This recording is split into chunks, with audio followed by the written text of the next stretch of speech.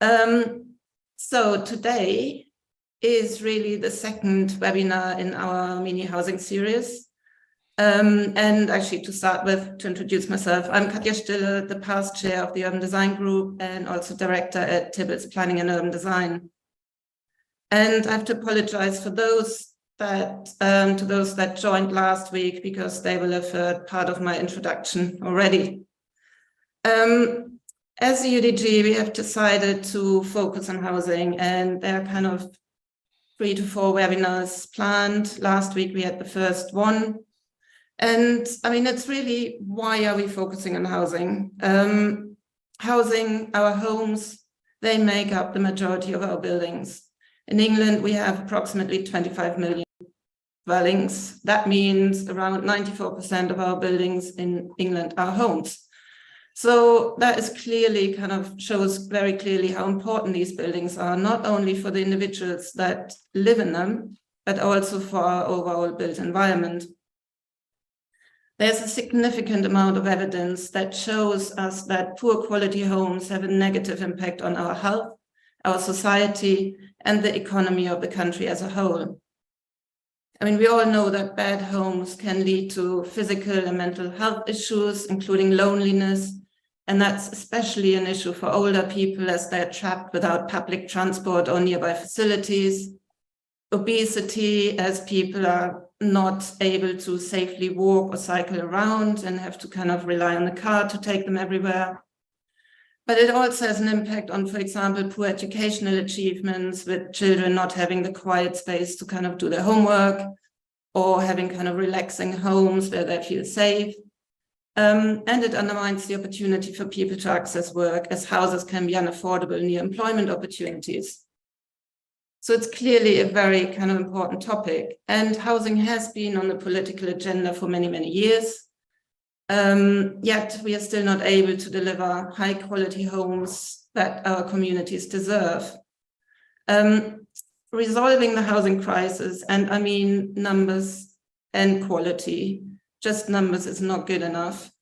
It is something that is becoming more and more urgent, as we are clearly heading, or we are already in it actually, in a public health and an environmental crisis. So in this series, we are trying to provide a balance between practical knowledge and strategic discussion. Last week, we talked about family houses, and we heard from Stephen Proctor, who told us about new contemporary housing types. We heard from Annelie Ridges, who shared lessons learned from Goldsmith Street with a focus on environmental sustainability.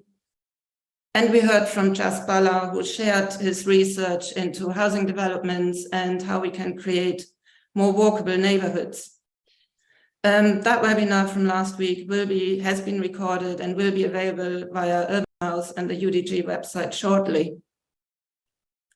At the end of last week's webinar, we asked the audience to give us their view of the challenges and barriers to building sustainable, high-quality houses. Bearing in mind that session was focused on family housing, so mostly kind of lower density buildings, lower height, and more greenfield type development. The answers were that on the top was the biggest barrier are the operational and commercial approaches from national house builders. 74%, that was seen as that biggest barrier, followed by poor quality housing standards or standard house typologies and types. And then closely followed on 4th place was building regulations, highway adoption standards, but also a lack of ambition by members and planning authorities. So I'm sure today we will come back to some of these issues, and our speakers will address some of those kind of barriers and challenges. So as we kind of last week, we kind of did a kind of practical session on house types and really positive case studies. Today, we are looking a little bit more strategic and what are the kind of the bigger questions and challenges that we need to address. And with that, it's really enough from me, and I will hand over to our first speaker, who is Ben Derbyshire, chaired HTA Design and has been a partner of the practice since 1986. He will give us a reflection based on his many years of working as an architect for developers and public sector bodies, designing and building our homes. And these reflections are based on his recently published book, Home Truth. So Ben, over to you.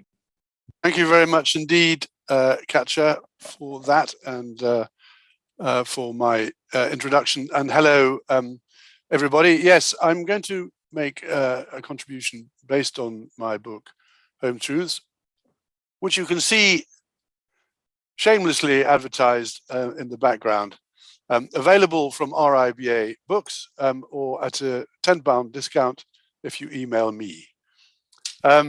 So having got the puff out of the way, I'm going to tackle this with 10 points, which I'll run through first, and then Katja will cut me off at 20 minutes if I go on for too long, as I run through them in a bit more detail. And I've also been asked a specific question, how to get the National House Builder to do the right thing. So we must leave a little bit of time for me to tackle that question at the end. So my 10 points are, first of all, that we must recognize the role of housing in responding to the current crises, the climate crisis and biodiversity crisis in particular.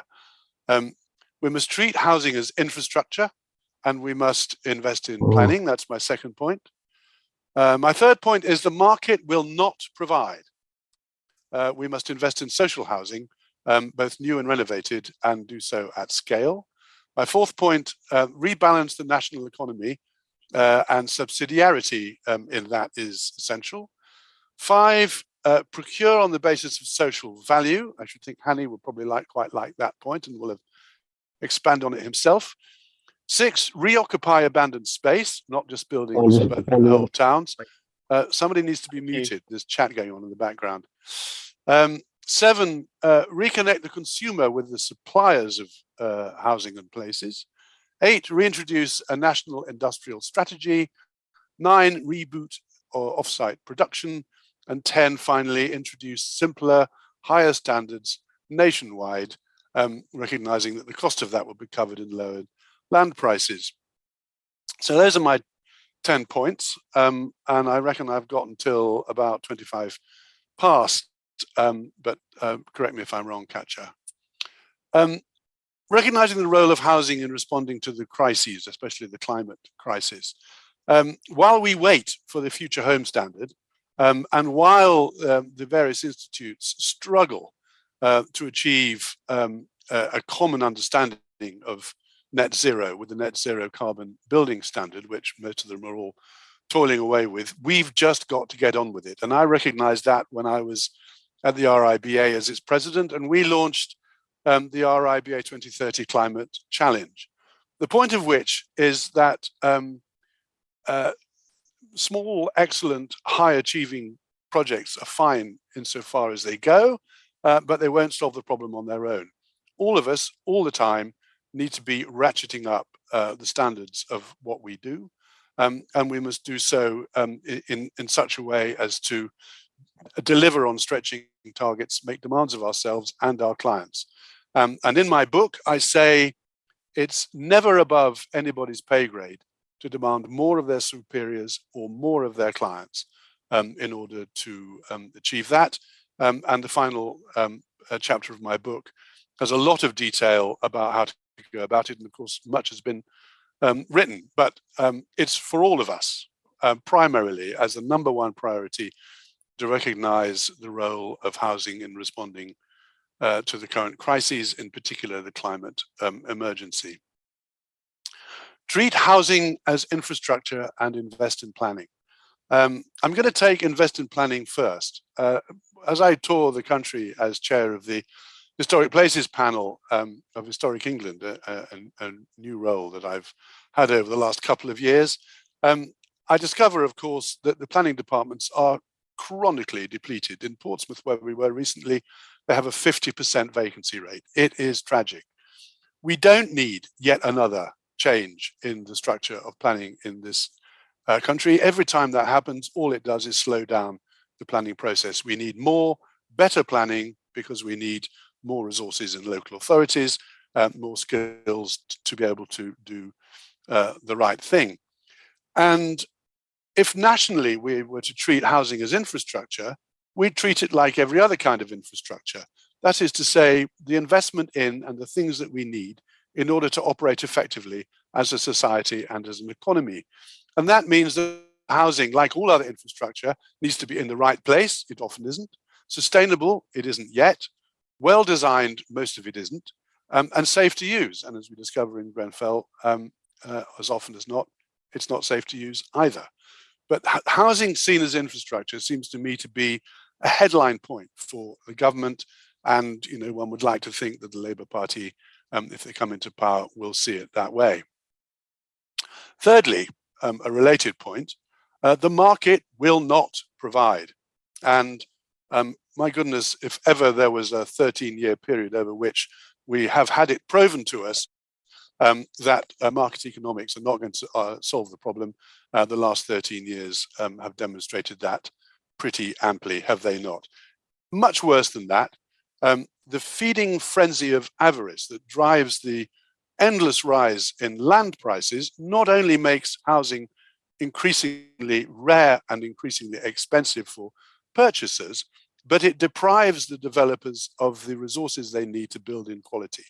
So it's a double whammy. And the solution to that must be, well, actually, all of the points that I raised here, and I'm going to come to my last point about higher standards later, but we've got to invest in social housing, both new and renovated housing at scale.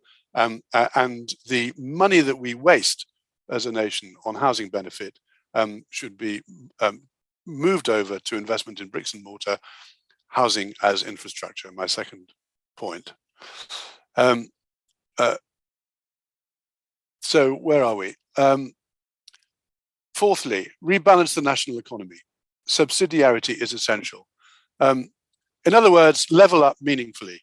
So the levelling up grants that we see here and there, which are described actually by critics in the Tory party and the Labour Party as begging bowl politics, leave local authorities in the position of having to apply for 20, £100 million grants, which are then set about with constraints that they must deliver and spend the money in 2 years. That is not how to level up. You asked the Germans about East and West Germany. Katja may know something about this. They invested massively over many years, and they still haven't managed to create parity between East and West Germany after all of these years. It's a massive national undertaking, and it totally relies on a redistribution of power from Westminster. We in Britain are the most centrally governed economy in the developed world. And so local democratic accountability for planning decisions, investment decisions in housing is absolutely vital. Procure on the basis of social value. The recent rather good Home Office playbook on procurement talks about social value. All of the procurements I do recognize social value only insofar as both we as a practice and the contractors we use are able to deliver immediate benefits out of the construction process. That is not what I mean.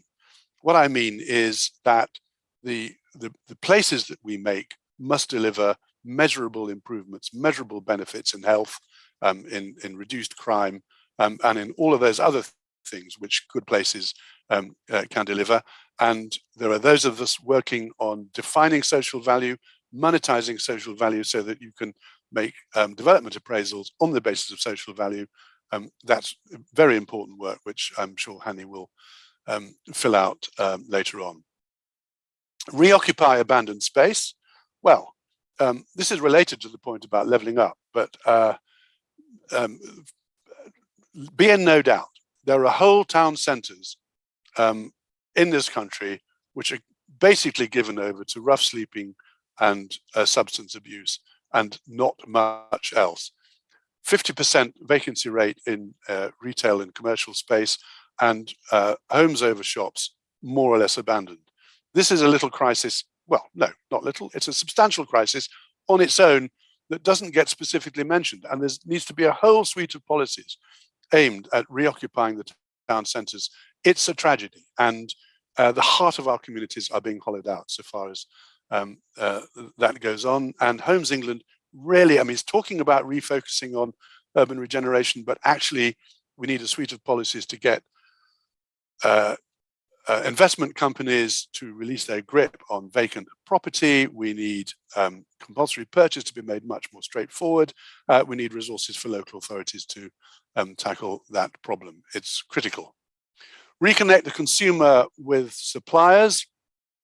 It's frequently said, not least by me, that we know more about what's in the bowl of cornflakes that we eat in the morning than we know about the content of the houses, which is our most expensive acquisition, rent or purchased in our lifetime. We don't, there's a disastrous lack of transparency and visibility for purchasers of housing, and that has to be put right. My practice done a lot of work on what we call home performance labeling. You, as a purchaser, are entitled to know the energy performance of your home, the costs of running your home in a way which is far more accurate and meaningful than the EPC, which is a pretty much discredited tool, will ever do. More than that, we need digital logbooks where, you know, every home as a part of the asset has a digital record of all its maintenance requirements and so on. So there's a big job to be done there, which can't come too soon. And of course, I'm talking mostly in terms of, you know, consumer economics, because I'm interested as a designer in the concept of consumer pull, which is entirely absent in the world of housing, but equally well, you know, there's another whole agenda which is about engagement and consultation in the process of design, co-design at best, but at least proper consultation, if not. So reconnect the consumers with the suppliers. 8, reintroduce a national housing strategy. We had one. It was great. It was incredibly demanding. You know, 50% reduction in costs, 30% improvement in the time it takes to build places, massive requirements on improved efficiency for the construction industry, abandoned by the Conservative Party, no doubt because the house builders didn't want to be beaten around the head and shoulders with it. But we need an industrial strategy, and we need an investment program to enhance the means of production, the way in which we build places in order to go with it, because it's possible. Which brings me to my 9th point: reboot off-site production. In our practice, we do a lot of modular construction, and we measure all that we do in terms of the embodied carbon and the energy consumption of the buildings that we design and produce. So effectively, the only ones that come close and in some cases exceed the contemporary targets for embodied carbon and energy use are those which are made in factories for a whole variety of reasons.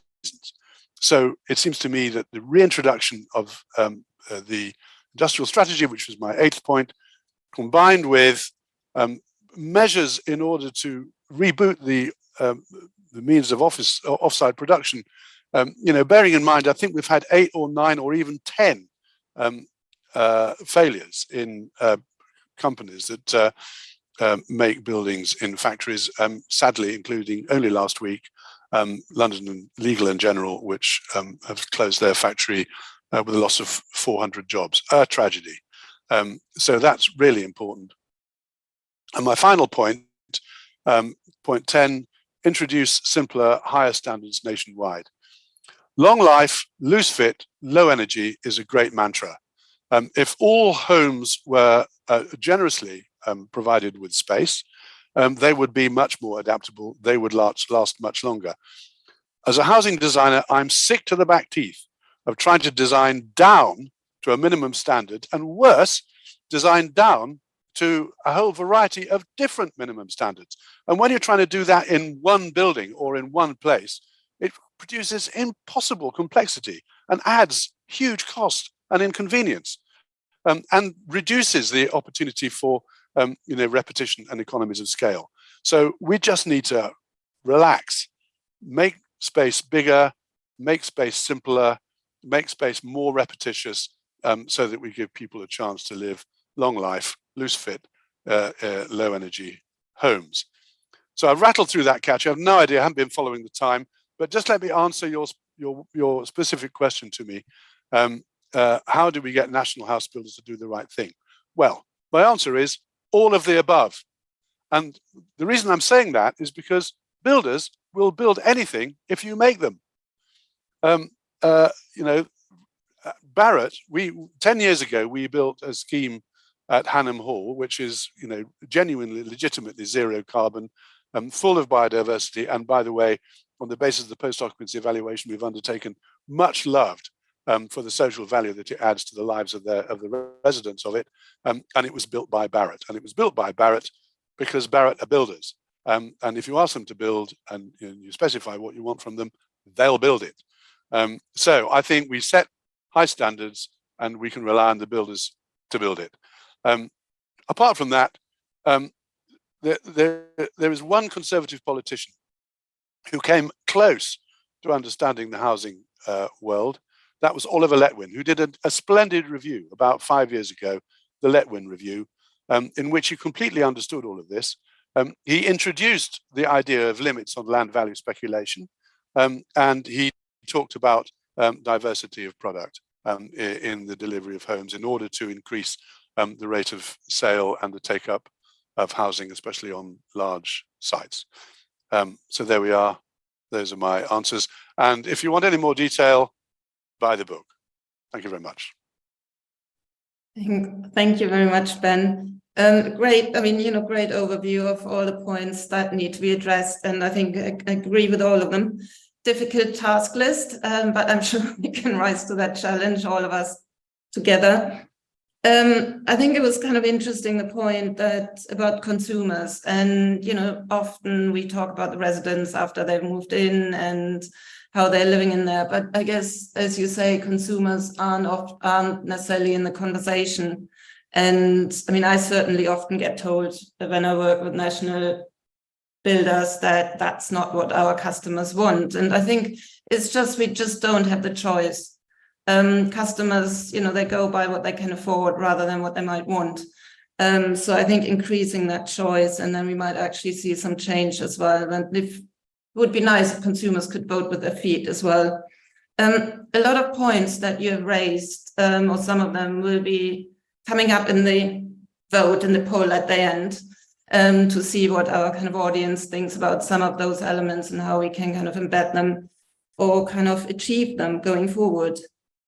So I think very fitting, and I'm sure Hani picks up on some of the elements you are talking about. So next we have Hani Salih. He's a researcher from the Quality of Life Foundation, which helps local communities, professionals, and policymakers to plan, create, and care for the homes and neighborhoods that we build. And really always having a focus on the benefits in people's health and well-being. So he will give us the resident perspective of new developments and tells us about his recent research. So Hani, please go ahead.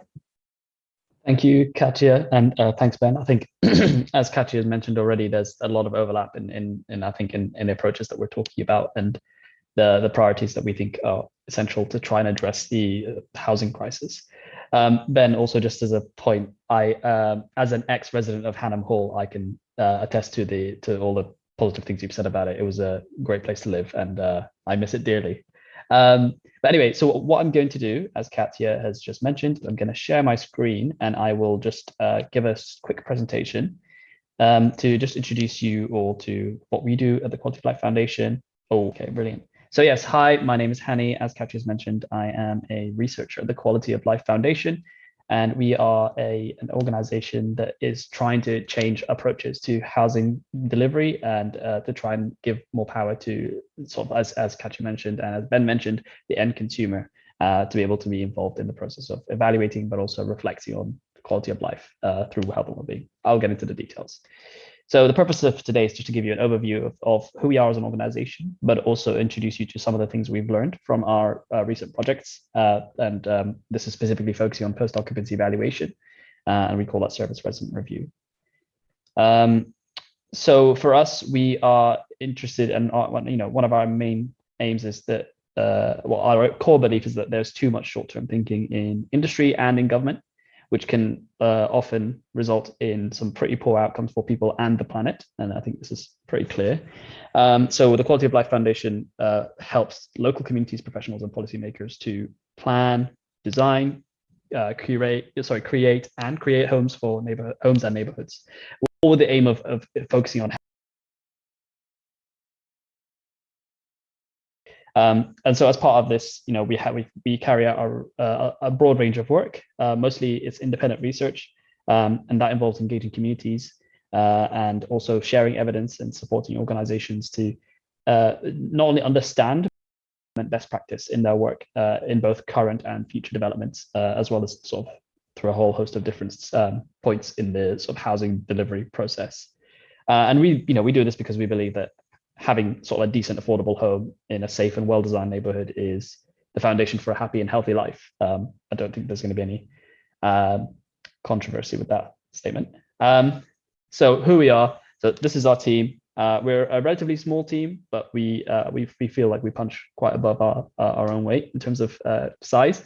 And our board is also an incredibly diverse board of different organizational skills, backgrounds, and disciplines.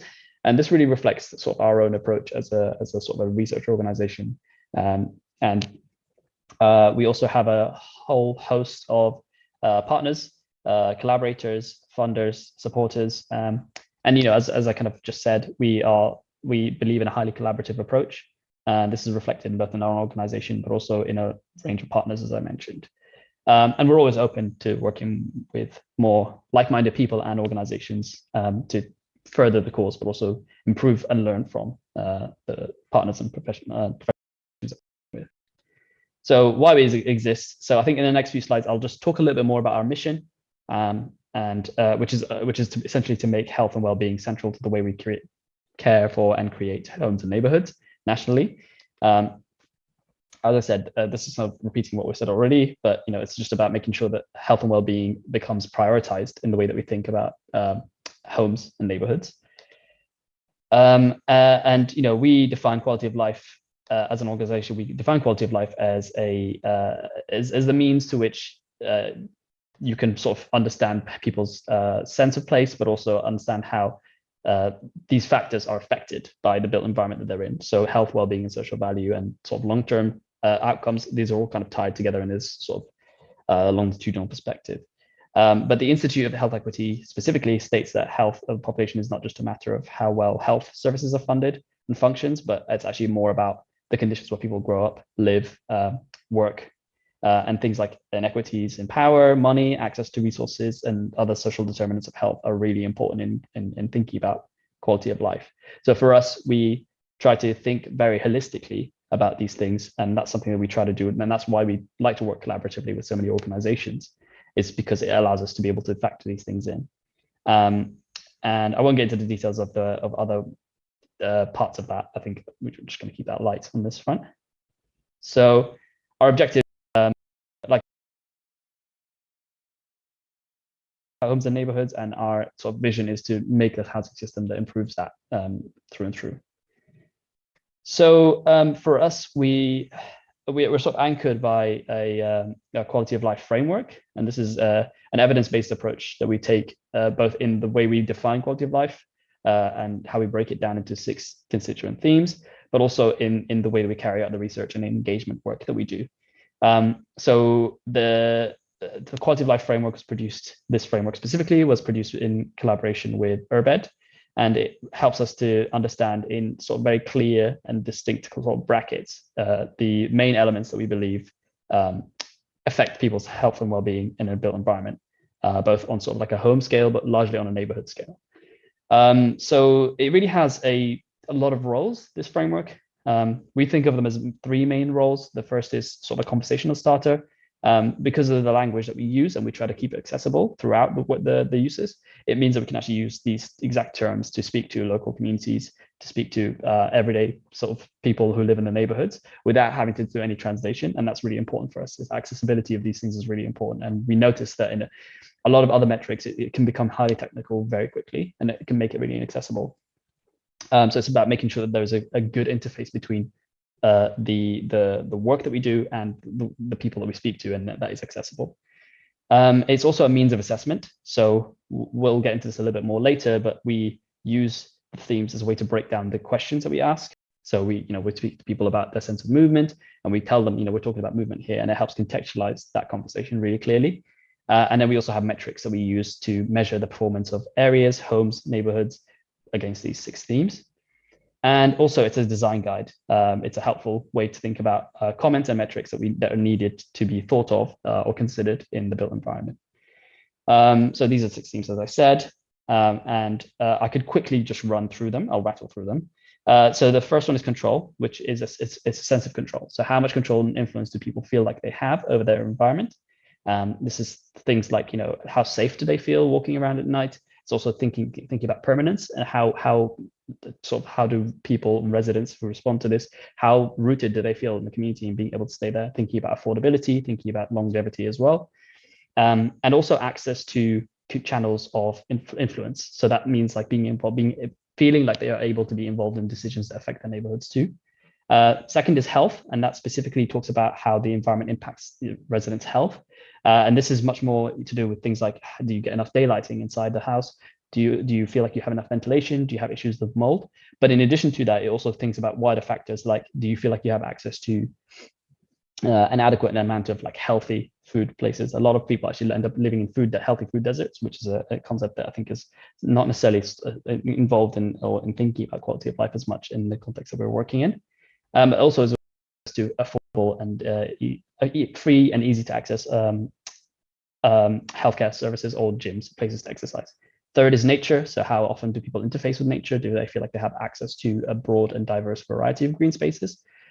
Fourth is wonder, which talks about how people feel about being able to essentially a sense of wonder, experiencing a sense of wonder. So that means having access to cultural spaces, cultural amenities, but also being able to know where you can meet your friends for a night out, for example. But also things like placemaking, how unique does a place feel to people? Fifth is movement, which is about having access to different variety of transport options. Also being able and questions specifically in this theme tend to focus on things like, is there an over-reliance on cars, for example, in the neighborhood, and how traffic is. And lastly, but not least, is community, which it really tries to assess how strong a sense of community there is and how tightly knit that community is. So that's just a quick run through. So next, I'll just talk a little bit about some of the methodologies that we use. So the main thing that we try to do is we try to collect both qualitative and quantitative data. We believe that, especially when we get into some of the thinking about social value, and this is something that we're actively thinking about and developing in our work, is thinking about how you can get a good balance between qualitative and quantitative data. Obviously, quantitative data, which is sort of like discrete or continuous numbers that are really easy to quantify and measure and track. That's a really sort of, from a research perspective, it's really appealing because you can just easily pull out numbers and sort of find benchmarks and compare them. But actually, there's an underutilization of qualitative data, we believe. And so we try to ask a lot of open-ended questions that get residents to talk a little bit more about their experiences, and also then give us a little bit more of an understanding of that sort of like subjective experience, which is something that we're working and grappling with as a way of being able to not necessarily standardize, but being able to make adequate comparisons across different sites. So here's one of the projects that we did. We wrapped up on early this year is a sort of a DLUC PropTech 2 bid project, which we did with Harlow and Gilson Garden Town. And in that, we sort of were trying to measure how people feel about the neighborhoods, what they value across the entirety of the Harlow and the 5 towns area. I can answer more questions around this later if anyone has any questions. So we utilize sort of like open-ended, also sort of use a mapping approach to try and understand how people feel about their neighborhoods, what they value. And these were all sort of augmented and filtered through the framework. Again, I can get into more detail about this in the questions if anyone has any. I'm sort of wary of the time. And then also we use quantitative data too, of course. And the great thing about some of these quantitative data elements is that we can actually benchmark them. So we include questions in our questions set for every site that we talk to, where we talk to residents, that allow us to make comparisons across national data sets. So for example, I don't think this is here, but and one of the examples that we like to use quite often is thinking about how safe people feel walking around their neighborhoods at night. And one thing we do with that is there's actually a national data set that we can compare it to, and which is actually disaggregated or separated out by gender. So we can start to see insights where people feel safer walking around at night, and if there's a difference in gender, and then we can make that comparison as well. And that all leads into what we try to kind of do as outcomes, where we talk about a little bit more about this later in the presentation, but we give out sort of design recommendations and recommendations for developers based on the feedback, but also based on our experience as sort of like a team of an interdisciplinary team of urban designers, planners, researchers, and engagement professionals too. And one of the things we try to actively do as well is really make sure that we're capturing as many perspectives as possible. Inclusive engagement is central to the way we work. And again, in the example of Harlow, we actually brought in local researchers. So you can see on the right-hand side there is Emma. Emma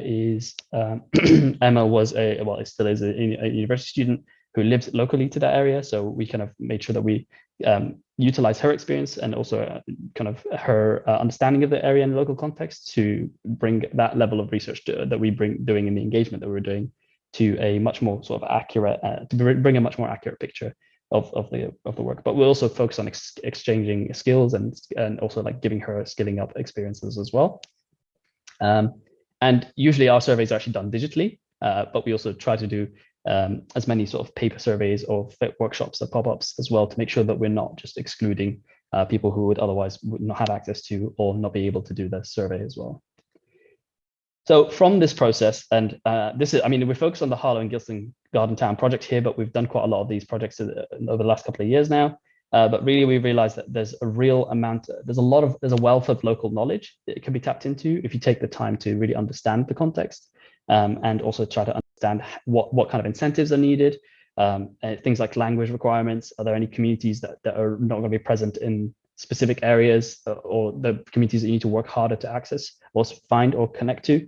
And that's something that kind of we really have been working on, because again, it's about quality of life. It's about making sure it's as inclusive process as possible.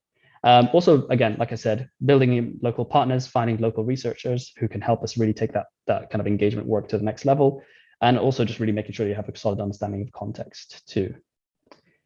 This is something that we're building on from the CC-Qual project, which is the Community Consultation for Quality of Life project, which is a research project that we did with the University of Reading. And part of that included developing an inclusive design engagement toolkit, which I would thoroughly recommend anyone to have a look at. It's a really good piece of work that we're really proud of. That's actually gone on to inform a lot of engagement practices too. And it really looks at there's four main findings that we kind of want to highlight here, which is it's important to develop a good level of community understanding and understanding the affected community, understanding the community makeup, but also carrying out early engagement as well. So not waiting to get the engagement ball rolling per se. And then also, so in terms of how we analyze this, we as I mentioned on the left-hand side there, you can see a screenshot from one of our reports that we produced. When we take some of the post-occupancy evaluation work across different sites, we also compare them against each other, but also compare them nationally. I'm realizing I'm running out of time, so I'm going to whiz through these, but we also do some spatial analysis work. So some of the outputs that we produce as a result of this engagement process is we try to produce a lot of research, but also we are actively always reflecting on the work that we've done and trying to make sure that it is as productive and positive as possible. So sometimes when we try to talk about using resident feedback as a way to guide future recommendations, there is rightfully a lot of nervousness around that, because there always tend to be some sort of negative bias. But actually the way that we approach this is really about trying to build an actionable plan going forward through these recommendations, which tend to work through different work streams. So it's not just about engagement, how to better improve engagement practices, but also about design principles, or like how can you better improve the design. And that can be done through both like short-term and short-term quick wins, as it were, and so some slightly harder sort of design negotiations or sort of design implementations as well. And yeah, I'll just move on. And the long-term aim for us as an organization is, as I said, is to try and move towards a more positive health and well-being focused approach to housing. And it's about quality as well. As obviously, we know we need the quantity, but we need to make sure that the quality. So we try to talk about our work as much as possible to both influence policy and industry. And this is really just to try and make sure that we're actively involved in that conversation as it moves forward. And you can see some of the sort of screenshots and some of the things that we've been doing. And I guess this counts as one of them too. So I'm going to wrap up there. Thank you so much for your time, and apologies for the technical issues. I hope that didn't cause too many disruptions. But yeah, I'm happy to take any questions. I think it'll be really interesting to hear thoughts and reflections. Yes, thank you, Hani. Yeah, if anyone has questions, please post them in the chat as well. And Hani, maybe you can post links to those studies, because I think people would be really interested to delve into the detail and see some of the more detailed outcome. I mean, I think to me it has really clarified that sometimes our perceptions are potentially a bit misguided when we visit places, because I was struck by that 63% of residents are concerned about crime in Great Knighton. And I mean, I always go around like, oh, that's a great example. And, you know, it looks good and looks like a good place to live. But clearly there's something else going on that as a visitor walking through it that you don't really understand. And I guess if you go in the daytime and so on. So I think these studies of actually asking people are incredibly important. And I think we can't see, you know, we don't see enough of it really. Moving on and staying with the topic of social value as well, I'm glad that Hilary Satchwell, my colleague and director at Tibbalds Planning Urban Design, will join us. And she will really draw on her experience of formulating policy as well as delivering new neighborhoods in urban and out-of-town locations, and really exploring the questions around social value and, I guess, fundamental purpose of the planning system. Just a small question there. So over to you, Hilary. Sorry. Yeah, now you're complicated logistics. Brilliant. Thank you, Katja. It's really interesting hearing both of those talks, because I think I'm really going to be kind of restating and rethinking and remarking on very similar things. So what I am interested in here in how we talk about is social value, but I'm interested in social value and planning, because we all want places to be great. We want housing to be great. We want it to work as a really coherent thing with all the things people need. And we have this planning system that we blame for it a lot. And then there's this thing called social value that is sort of only really been around for 13 years, although actually it turns out that really what social value is has been around a lot longer. And I'm interested in us asking the question, is social value the whole purpose of why we have a planning system? Or is it something that should be a policy that sits at the bottom? Is it an add-on, or is it the start, or is it the end of the process? I've got a short presentation I'm going to rattle through, because what I really want to get to is the discussion and where we get to on this. And I'm also going to add my own little set of 10 things. So we've got 10 things from Ben, 6 things from Hani, and we'll get another 10 from me. And we can see out of that whether those 26 things give us the answer. Who knows? The other thing that's really drawn me to social value a lot is I have another role as one of the Mayor's design advocates for the Mayor of London. And at the moment, there are a lot of organisations in London and out of London really thinking about social value in planning. What should it be doing? There's lots of boroughs and districts that are trying it, people trying to get policies in. What is it we're asking for? And in relation to housing, is it the add-on to the housing? Is the housing the hardware, the physical thing, and the social value, the soft bit? Or is the whole thing how we make places work social value? And I think this is a really complicated question we could get tied up in a week. So I'm not going to suggest we do that. I've got a few slides I'm just going to try and bring up. If that works, that would be brilliant. Which hopefully it's going to let me share. Brilliant. So it's really just so we can look at some pretty pictures while we're talking, which I think is always a useful thing to do. So I want us to think about, oh, I can't get it to move the slide on. which is never a good sign. There we are. I want to think about really quickly. Is social value why we have planning? For me, it is. It's why I get out of bed in the morning. It's why we're making places. It's why we're working on projects, not just to build a physical thing, but to make a working, functioning social environment that actually is housing and a place that people want to live. And in this, as I think about it more, and as I've thought about this more over the past few years, I've just got a bit more cross with the planning system isn't fundamentally wrong, but it's slightly lost its way in terms of purpose. And the 10 things I want to do are the 10 little reminders that the planning system needs to go back to and say, this is what we should be doing. When I say the planning system, I don't just mean local planning. I mean, we need to think about this at national level. We really need a national strategy. We need regional or sub-regional, and we need local, but we also need neighbourhood. But we need an aligned discussion because it's kind of slightly lost its point. I think in terms of social value, it's just worth going back to the definition. It's not just the social bit, the bit of people talking to each other and having good health facilities and equality and those things. For me, social value is when all of the environmental, economic and social factors come together to work for people. This is a definition I often refer back to. It's all of those things together. It's not a separate thing. So for me, social value is just a functioning, great place. And in terms of housing, I think it's what we need to be aiming for. We've absolutely and completely agree with Ben on this. Climate change cannot be very far from everything we say, because climate change affects our ability to go out for a walk. It affects our ability to know that our house isn't going to flood. It also affects our food supply, and absolutely everything goes back to thinking about how the world works as systems. We're starting to address some of these things. We're thinking about equality. We're doing a little bit on that. I think not enough. Full cure poverty has become more of a discussion. Biodiversity is massively ramping up. But all of these things are there, but we've got to put them right at the heart of everything we do, without somehow making the system so complicated we can't do anything. So the question I think we often get asked or think about when we're thinking about planning on projects is, does planning just respond to the question gets asked? So a developer comes up with a proposal, asks the planning system, can I have permission? The system says yes or no. Is it just answering the question it's asked, or can it have more influence? So in theory, no, we have a plan-led system. So we should be saying what the plan wants to happen. We should be having plans at all levels, from national down to neighbourhood.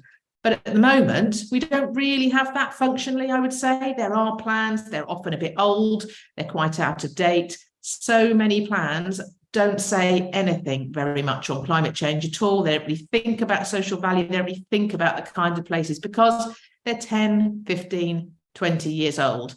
Or they might be just having some nice words. Over time, I'm just getting more and more that I just can't be bothered with nice words that don't deliver good things.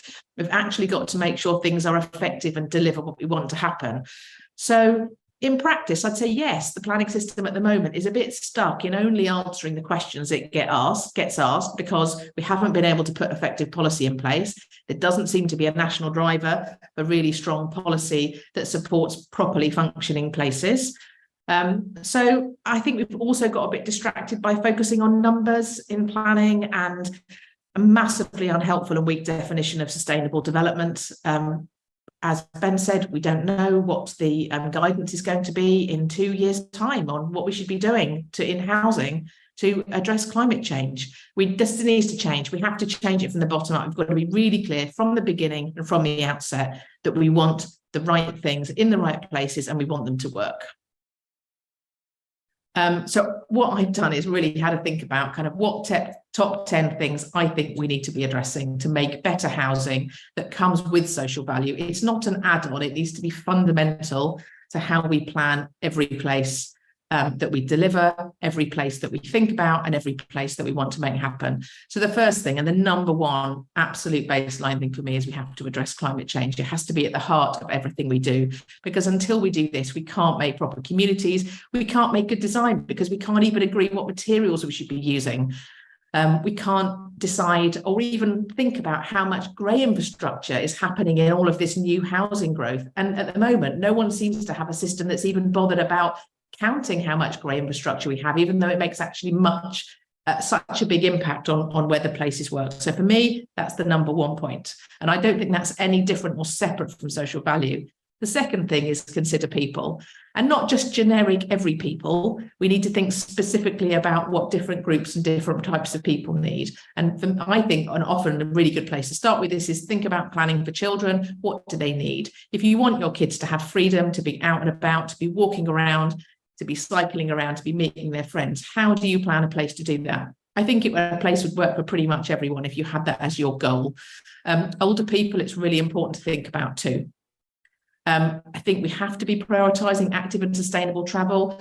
Lots of the stuff we've been hearing recently about beauty and what is good design doesn't even mention active travel, doesn't seem to think that travel and how we move around and get to and from places is an important consideration. But giving people travel choices, that doesn't mean getting rid of the car. It means having actual choices and thinking about how we plan those into their places. That is absolutely fundamental to making good housing work. Enabling infrastructure. I could completely cry into my hands at this point. We've sort of got a completely functionally broken infrastructure planning system. I can't work on or plan a large-scale development where we can know that we'll have enough electricity supply because we're competing with other people for the supply that is in the system. Our site might have to pay £16 million for a supply, and the other site might not because they happen to put the right form in with the monopoly electricity supplier 2 days before. This is complete madness. We can't plan schools and know they'll be delivered and know who'll deliver them and say that they'll deliver the biodiversity net gain we promised through planning. We can't really deliver health because all the health people say is, oh, it might be different in 2 years, so I can't say what we need. We've got a broken infrastructure planning system, and good housing only works if we have good infrastructure. So I think we absolutely have to sort that out. I think, to me, social inclusive is the baseline that places should be. We should be thinking about how those spaces work to bring people out, to talk to each other, to make society through how we plan places. The physical has an impact on the social, and it works both ways, and it's got to be fundamental, and we should be asking that question. We should be thinking about how things look and where they're planned. It's absolutely important. We've got to think, will this make a social place? Will it make somewhere that's inclusive? Is it for everybody? There's really good guidance. There's some really interesting documents and work out there. And I think, as I talked about before, it's really important we don't just do a generic everyone planning. It doesn't work. You've got to think about what you need for specific groups and in specific places to actually get everyone other than just the kind of the standard people that we plan for. Public health, bringing public health and architecture and design together is really important. There's starting to be more thinking about this and more people working on it together. But health and design are like two worlds that don't seem to correlate with each other, and they're having separate conversations in different places. So I want us to really think about bringing the conversations around public health and well-being together with design and placemaking, so people aren't speaking different language. One isn't over here at high level and another isn't being very practical down here. And there are some great projects around there that bring public health, well-being, biodiversity all together at the same place, but we have got to have that as the one conversation. Social foundation. So for me, this is thinking, how does the society work? What role do people have? Are there places where we want people who will live in these new homes and in these new towns and in these growth areas to have a say in where they live? Think about the governance arrangements. Think about how we want society to be fair and equal and who we're planning for. I'm really interested in the donut economics idea about social foundations and who are we failing by how we're planning for at the moment. There's a very big push to build lots of social housing, but actually in some areas that means we're really missing out on housing for others. In other areas that we're building for middle level social affordable housing, but missing out social housing. But we've got to be thinking about building for people at all incomes and at all stages of life. And I think the social foundation idea is a really interesting way of thinking about this, about being fair. We've got to massively address housing affordability. We've got this housing market that's structured on people making money over the long term, and that being seen as an asset, not a fundamental right that we have to live somewhere and to live safely and to live well. And we've got a massive problem for our young people. Where will they live? My son, who's 19, laughs when he talks about kind of the idea that where he might live in the future and the price of property. He just can't get his head around the idea. It's got nothing to do with him. He thinks he can't influence it. He thinks it's we've just lost control. It's a massive problem, and I'm not sure the stuff that we've had in the last couple of days is necessarily going far enough to really solve this.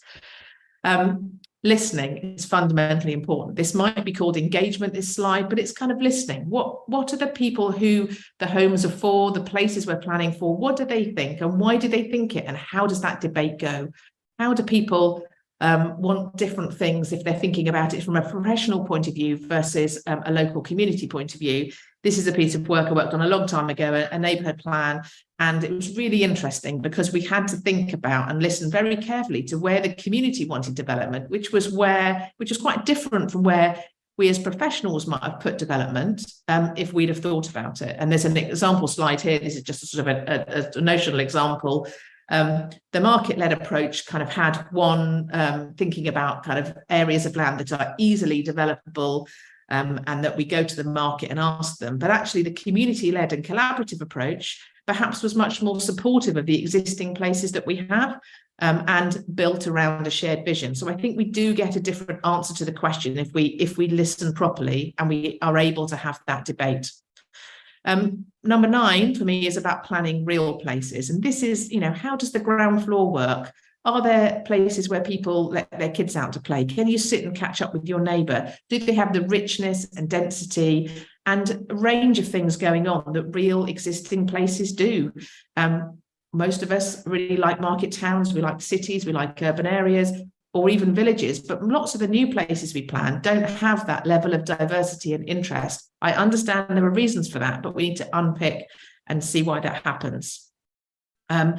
It's thinking, how do we get that richness in these places? How do we make sure that all of these different things work together and that places are complex? It's not just a case of designing a series of buildings and happening to put them together. There's the management of places as much as there is the design and delivery. We've got some tools for this. This is just an example of the National Design Guide starting to help us think about the range of things we're talking about. I'm rattling through this a little bit. And then the last one is, this is really a kind of a message for planning, which is, while we don't have local plans, while we have a massive gap in local planning, let's not wait. Let's start planning for what we want places to be. Let's really think how we want the world to be, how we want housing to work, how we want to engage people. Let's not wait until someone tells us we're allowed to do this. Let's just get on and do it. So those are my 10 things. A little bit rattled through, but I'd like to get us onto questions and discussion. Thank you, Hilary. I think today in this session, sorry, yeah. So I think, pick on.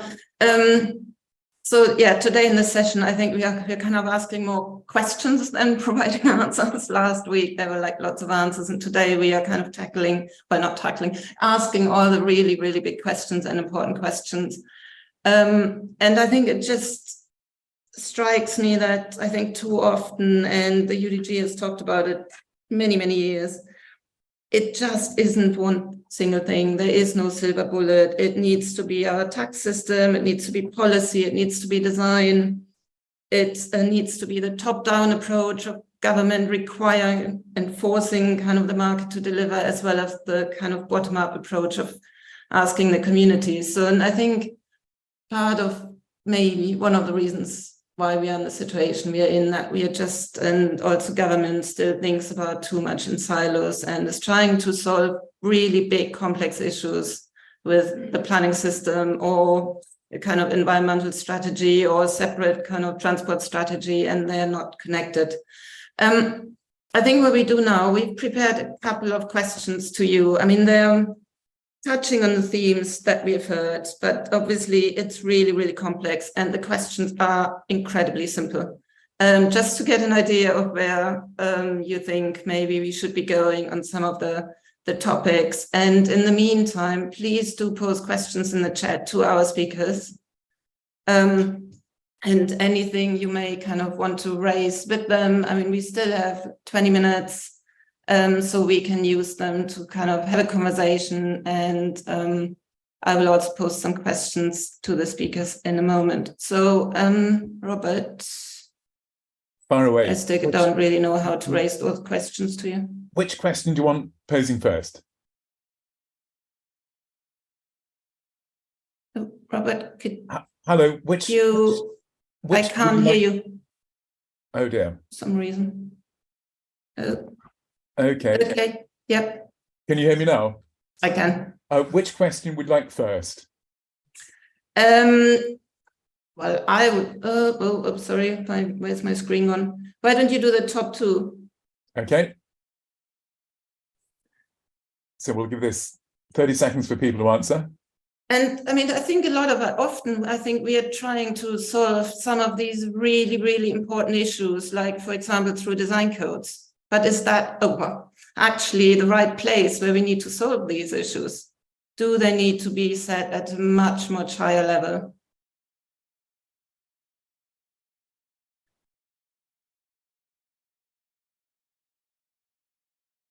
I mean, the recent kind of suggestions in the recent changes to the planning system suggested that we have some more mandatory kind of policies, but then it kind of, I was like, great, having like national space standards and quality standards and all that, but then it was a bit disappointing what happened in the end with them.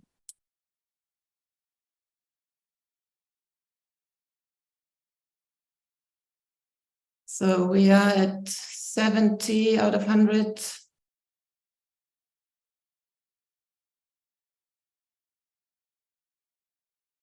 I think a few people might be still missing.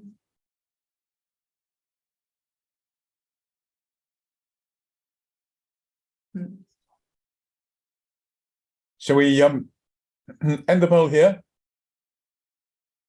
There we go, and those are the results. Okay. Yes, I mean, I think there's a clear message that we do need to kind of control the quality at the highest level in mandatory national policies. So there is no way out, and it's equal for all communities, because, you know, we've heard Matthew Kimona, who says it's clearly shown evidence that in the higher value areas, people have better quality housing, and it's just. So we will take of that, and next time we have a chance to also, you know, talk to people in the right places, and equally you take a note of it when, you know, and when you kind of do your promotion, only whenever you get a chance, let's just get that message across. So thank you for doing that one. I think, Robert, we've got another one. And I mean, from the speakers, I mean, is that a surprise? No. I think completely not surprised. I think we just have a gap, don't we? At national level, we've got a gap where people are not telling us that these things are important. They're sort of, I find it a little bit where people are sort of arguing around a few little things rather than really at the heart of what the problem is. I completely agree. I mean, it seems to me, you know, you've chosen a great moment to have a debate on this topic, because of course the manifestos are being drawn up right now for the next election, and you know, in my mind, it's absolutely clear that you know we need a planned, or at least a reasonably mixed planned and market economy, not an entirely market economy. And if you leave it entirely to the market, as we have over the last 13 years, you know, we will be failed, and as we have been, as in the case of Hilary's son. Yeah, I completely agree, Ben. I think also, just again, thinking of how timely this conversation is, you know, I don't know how many of you have heard about Keir Starmer's sort of declaration today that he would allow building on green belts. I think that there is this, when we think about efforts by government to try and address the issues around housing, there's a lot of focus, like I said in the presentation, and I think that's coming across from other presentations today, is that there is a focus on numbers, but not necessarily focus on quality. And up until quite recently, I believe it was in the mid 2010s, this is off the top of my head, so if anyone actually knows the statistic, please correct me, but I believe that the homes being built in the UK had the smallest windows in Europe, I believe, for a few years, which you know, so we may be building a lot of homes, but actually, how are these homes, you know, impacting quality of life for people? How they affect people's well-being? How they affecting access to, you know, adequate ventilation? It's not that you get as possible to, I don't know, minimize heating costs, for example. Well, you get small windows, Hani, because, you know, very high levels of insulation in the standards, and the fact that windows, by comparison with walls, are expensive, you know, drive. So it's just that the standards are hopelessly wrongly cast. And so it is basically you know, it's a question of setting appropriate standards, minimum standards, but simple standards in my mind. But other, I mean, the high environmental standards aren't exactly, they're not necessarily wrong. It's just how people No, I'm not saying they're wrong. achieve them. We can achieve them with big windows as well. You can, but the point I'm making is that the underlying problem is the market and open speculation in the value of land, which means that, you know, given the what consumers can afford, you know, the first thing to go is windows, which is tragic. I think it's also about the interdisciplinary nature, or thinking interdisciplinarily about these issues. So I think there's like, yes, from an environmental perspective, a thermal perspective, that is the right solution. But from a health and well-being perspective, if you don't take a holistic look, you're solving one problem by creating more problems further down the line. And so I think we need to think, and Hilary, I think your presentation spoke to this incredibly well, is that it's not just focusing on, okay, we need to just do this. We also need to provide other elements that kind of work in harmony and synchronously together. And I think also there is, going back to what I was saying in the presentation, there's a wealth of local knowledge that can actually sort of get you halfway to where you need to be in terms of what would be functional and what would be really good. Obviously, maybe the technical knowledge might not be there, but that could be something that could be bridged by, you know, really good understanding of that from sort of a professional side. Yeah, absolutely. And I mean, kind of like at the latest, I mean, also the last question that's on the screen is, I mean, it is very clear. I mean, the planning system needs to do all of that and more. But I think what strikes me that this focus on numbers that we had in the last 10 plus years is just slightly misguided. And I mean, I do recall those headlines like we're building the slums of the future, etc., etc. So numbers in itself is not a solution to delivering this. I think, Robert, we've got one more question, I think, and then stop sharing. Would you like multi-generational housing or 15-minute neighborhoods? Let's do both. I mean, I think one of the question was, I mean, that I had, I mean, this is a bit of a trick question, actually. Well, no, it's not a trick question, but it kind of like asks, what do we think, how good or bad our housing is at the moment? And some of you might know this research study.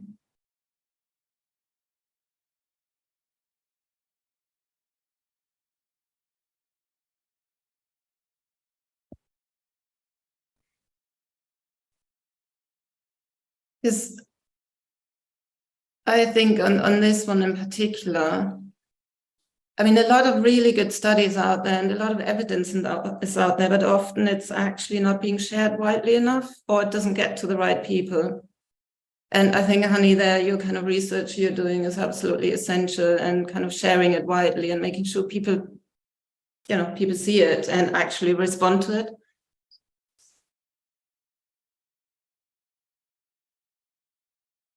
I think it's stopped, so just a few more, there we go. Robert, correct me if I'm wrong, but I think the correct answer to this is below 10%. The correct answer is 0%. Yes. So actually, we are probably all quite positive people in this room.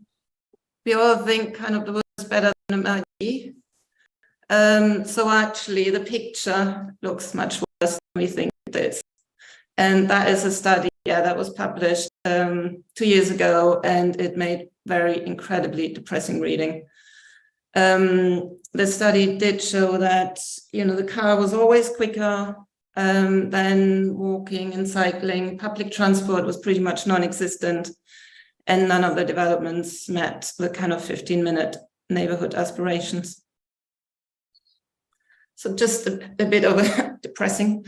If I may just jump in on this as well, Yeah. I think so. We've done some post-occupancy evaluation pilot studies on some out-of-town developments, and also some recent studies we've done.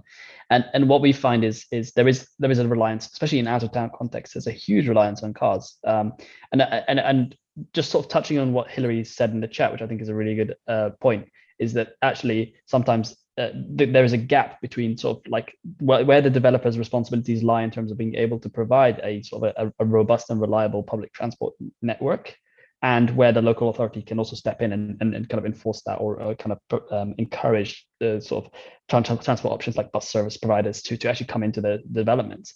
And when that connection between those two, when those two interfaces don't quite link up, that's where we find a lot of issues around an over-reliance on cars. And so like this conversation around 15-minute cities or 15-minute neighborhoods is one that needs to also focus on infrastructure as part of that strategy. And there is this kind of like isolation of these different approaches to both planning and housing delivery from both the public sector and the private sector that tend to be where we find those issues. And it's really about making sure that there's better harmony between those two connections. And a lot of the recommendations that we make tend to try to kind of encourage better collaboration, or even just communication between sort of those two elements, like I said, the public and the private sector. But that's always an issue that we found, and it's always easier to drive, but actually it's complicated. Yes, and I mean it's the kind of like the transport infrastructure, and also it's the the health infrastructure. And I mean, I would really like to hear from somebody who has actually cracked that, built a kind of new neighborhood of some, and actually get the NHS or relevant bodies to come to the table early, so that you can actually stand in front of the community and say health services will be provided. It's a real struggle on every single development or any scheme or any policy document I've ever worked on. And also doing something in the short term, kind of having a temporary room where GP can come for like a day or two, or until the proper facilities are set up. So if anyone has really good examples where that worked really well, I imagine that a lot of people would be really interested to hearing about how we bring all the different kind of public sector bodies together to deliver what the communities require. Just the last question here, and I think the one thing that's in there, and it's multi-generational, but it's also homes for the housing, the elderly. It's really, I think often the housing might not be diverse enough, really not responding enough to the needs of our communities. And I think it's again the question of where do we set those standards? And I think it's kind of, again, national policy is coming out as top. And I think maybe, the parties, the government needs to rethink that. Over the last years, they've tried to push everything down to the kind of local level, and that doesn't seem to be what the audience thinks is the right way to do. And I agree with that. So I guess any last responses from the speakers? You will have seen the kind of chat, anything you want to kind of respond to, and any kind of remarks or, suggestions. We have opened a lot of questions. So what do we do with these questions? Where do we go? Ben? Well, you had 10 plus 10 plus 6, and I should think they pretty much overlap. And quite a lot of support from the audience for almost everything. So what about the urban design group's own contribution to the political manifestos of the of coming up for the election? Yeah, that is certainly that we will take up. Absolutely. Yeah. We will try and do our bit there. Good. Anyone? Hilary, Hani, any last? I agree. An urban design group manifesto for change. Take it round the political parties. Tell them what we need to do. Well, there's a task for us. I hope there are lots of members of the exec on the call. No, we've done it for you. Yes, you have No done work it. required. Yeah, we will take it forward. Maybe it's even a collaboration of all of the different groups. It's kind of, you know, it's a quality of life foundation, it's a design group, it's kind of, it's bringing together to see if possibly people can agree. Yes. Personally, my view on that is that the more parties and policymakers hear the same message from different sources, the better. So I wouldn't worry about making, you know, too many associations, collaborations, or, you know, mutual commitments. I'd just whack it in, because, you know, I think from the professional community these days, as we've seen today, there's a pretty good consensus, you know, that we need, you know, much more planning in the economy than we've seen in recent decades. If I might also add, I think for me, it feels like, just from my personal perspective, it just feels like it's also about being able to communicate value. And this is why it goes back to social value. I think that realistically, yes, it is about sort of talking to government and building that case. And that's what we're trying to do, is trying to build the evidence base and sort of do it through both qualitative and quantitative data. But also it's about being able to communicate the value of investing in building communities, in engaging with communities from the outset, in understanding that you can just build a house, but you also need to think about the health and well-being elements of it, which might seem like an upfront cost, but long term it actually is a benefit, and that's something that we're still struggling with. I mean, I know, Hani, but the point I'm trying to make is you're doing that, and that's really great. But so are lots of us, you know. And I've got a meeting with Matt that he keeps postponing, but from your organisation. But you know, we're doing our own post-occupancy evaluation, you know, as all professionals should, of the work that they do, including Hani Hall. Hani Hall, I renamed it. Yeah. So I think by and large, you know, enlightened professionals in this field have got a lot of answers, and we're all working towards the same thing. But what we need is the government to step in, you know, and respond to at the moment, you know, enlightened professionals seem to me to be way ahead of political thinking. Okay. Well, thank you very much. Before I kind of, you know, close down, I just, want to thank the speakers, your contributions for giving us an almost ready-made manifesto to kind of take forward. And I mean, you know, you have also kind of given us a task which we will pick up. Also, kind of thank you to the audience. And just as a reminder that this mini-series is continuing. On the 1st of June, we have another event on higher density housing. So it will be similar to the one last week. So more practical approach, where Andrew Barrell from PTE will talk about mentioned blocks and deck access housing. So kind of practical solutions and layouts and so on. And then we're also planning events on council-led housing in the future, and also one about kind of co-housing. So please make sure you check your updates and the websites, and hopefully see you there again at these events. On the 19th of June, we also kind of have the Better Street Summit that is taking place. So it's talking about not just housing for a moment, but all the other elements that create a good place. So thank you very much, everyone, and I wish you a good afternoon. See you soon. Thank you, Katja. Thank you.